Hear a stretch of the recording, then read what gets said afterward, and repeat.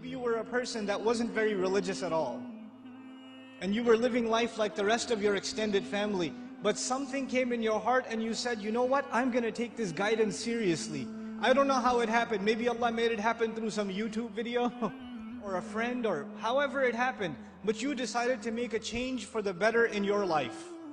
And when you start changing the behavior in your life, the first people to see a change in you will be your own family. They will notice it. They will notice that you're not the same anymore. You don't talk the same, you don't act the same, you don't go to the same places, you don't even have the same friends anymore. And this necessarily happens. When you take a turn towards Islam, necessarily you start losing friends. Because your old friends used to do pretty bad things, and now you can't do those things with them anymore, so you suffer a loss of friends. And at the same time, your family starts saying, you're acting a little too weird. And for the young man, the family might even say, what's that thing on your face? You forgot to shave? What happened to you? And the girl starts wearing hijab, and the family might even be in shock. And this is a Muslim family, mind you. They'll say, take that thing off your head. You're going to go out to the wedding looking like that? I can't sit in the car with you like that. What do you think we are? All of a sudden, you're the Islamic role model? Who died and made you Shaykh? That all of a sudden we should be looking up to you. Remember what you were like last year, man? You were the party animal. Now you're going to go make salah? Yeah, seriously, please. We know what you're really like. In other words, not only have you lost your friends, from your family you get the nastiest kinds of sarcasm and criticism. All the time, all the time. Every chance they get, they say something to you. They say something about your beard. They say something about your habits of making salah. They say something about putting your children in Islamic school. They say something about sending your children to Sunday school. Or you getting up for Fajr or Isha and going to the masjid. They'll have some comments for you. And those comments hurt. They burn pretty good. This happens to young men in the audience, where their parents start telling them to stop hanging out with their other Muslim friends. Don't go to the masjid, don't waste your time. I wallahi myself know of stories where the father found out that in between classes, the son used to, because his classes were 3-4 hours apart, in between classes he used to go to the masjid to pray dhuhr and just study at the masjid. Instead of studying at the library where there's plenty of things to look at, might as well go make salah and pray in the masjid. I'll be safer that way. Dad finds out. You're becoming an extremist, son. And what is the extremism in the eye of the father? That the boy is making salah in the masjid. That's extremism for him. SubhanAllah. Muslims themselves, you think non-Muslims are averse to Islam? Have you seen what Muslim families are doing to their own? What parents are doing to their children? I know of cases myself where parents said, we will not pay your college tuition. We will not look for a wedding made for you until you take that hijab off. We will not do it.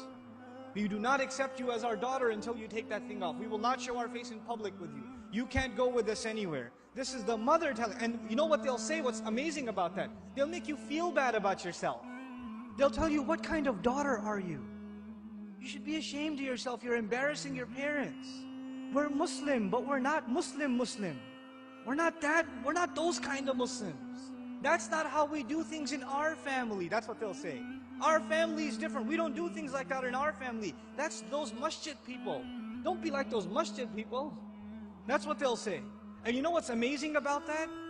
If you look at a portrait of your great-grandparents from back in the day, good old great-grandpa's got a big old beard and you can't even see grandma's face. So who's being true to the family and who's an embarrassment to the family? See, this is Muslim families today. And you're in the midst of all of this. And you know what happens? Because you've made a decision to turn towards Islam, if an enemy of Islam came to you and said, abandon your religion, you'd say, oh yeah? I'm going to be even more committed. You would become energized in your zeal for the religion when the enemy attacks Islam. We'd get even more fired up. Muslims get fired up in the craziest of ways. Somebody draws a cartoon about the Messenger ﷺ, and Muslims go crazy and they'll burn some other guy's car up or break somebody else because they're really angry. But we get fired up when something happens, something questions the dignity of our religion, even if it makes sense or doesn't make sense. But when your own family comes and says, look, I love you, I'm worried about you, I don't want you to become this way. This is the way of the people who fail out of college, who don't have a career, who have miserable lives. I don't want you to fall into this extreme. Somebody is putting you under their influence, you need to get away from them. They see stuff on TV and they become paranoid. And you're in the middle of all of this. And it becomes hard to hold on to your religion in the middle of all of this. It becomes hard. Because it's not the enemy of Islam that's pulling you away. Who's pulling you away? Your own family, your own parents, your own husband, your own wife, your own brother, your own cousins, your own in-laws. They're the ones pulling you away. So how do you deal with that? The most inappropriate response to this pressure is anger. And you know what? That is the most common response too. Your parents start yelling at you for growing the beard, and you're a young, hot-blooded guy. What do? Oh yeah? It's the sunnah. You can't tell me what to do. You're following culture, and I'm trying to follow Islam, and you slam the door in their face. Way to go. Because that's what Allah wants you to do, yell back at your parents. And they're just they're talking about your beard. What was Ibrahim's father talking about, alayhi salam? Was he talking about something small or something big? Go make sajda to idols, boy. And does he lose his cool? Does he get angry? We have to learn how to be with our parents. Even when they call you away from deen, it doesn't matter if they're Muslim or not. وَإِن جَاهَدَاكَ عَلَىٰ أَن تُشْرِكَ بِي مَا لَيْسَ لَكَ بِهِ عِلْمٌ فَلَا تُطِعْهُمَا وَصَاحِبْهُمَا فِي الدُّنْيَا مَعْرُوفًا وَاتَّبِعْ سَبِيلَ مَنْ أَنَابَ إِلَيَّ ثُمَّ إِلَيَّ مَرْجِعُكُمْ فَأُنَبِّئُكُمْ بِمَا كُنْتُمْ تَعْمَلُونَ.